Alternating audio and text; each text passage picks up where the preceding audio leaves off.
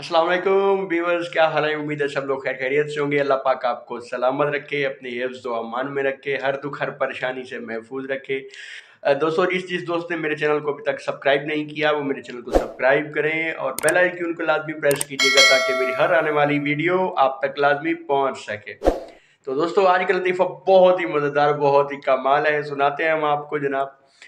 तो एक मौलवी साहब जो है ना, वो उसकी अपनी बीवी को कह रहा है कि जी बेगम बेगम, और जदों मेरा मूड हुंदा है ना ते मैं तेनू जगा लेना ते प्यार करने वास्ते या जो भी तेनू जो मेरा मूड हुंदा ना मैं तेनू जगा लेना ते तू अगर कभी तेरा मूड हो जाए तो तू ही फिर मैनू दस दिता कर, जगा लिया कर। बीवी कहती कि जी मैनू ना शर्म आती है मौलवी साहब। ਹੁਣ ਮੌਲਵੀ ਸਾਹਿਬ ਆਦਾ ਕਿ ਜੀ ਆਪਣਾ ਤੂੰ ਇੰਝ ਕੀਤਾ ਕਰ, ਬਾਹਰ ਅਲਮਾਰੀ 'ਚ ਡੱਬਾ ਪਿਆ ਹੈ, ਉਹ ਜਦੋਂ ਤੇਰਾ ਮੂਡ ਹੋਵੇ ਨਾ ਉਹਨੂੰ ਪੁੱਠਾ ਕਰ ਦਿੱਤਾ ਕਰ ਤੇ ਮੈਂ ਸਮਝ ਜਾਇਆ ਕਰਾਂਗਾ। ਇੱਕ ਦਿਨ ਹੋ ਗਿਆ ਜਨਾਬ, ਦੂਸਰਾ ਆਇਆ ਮਸਜਿਦ 'ਚੋਂ ਤੇ ਡੱਬਾ ਪੁੰਦਾ ਪਿਆ ਸੀ, ਉਲਟਾ ਪਿਆ ਸੀ।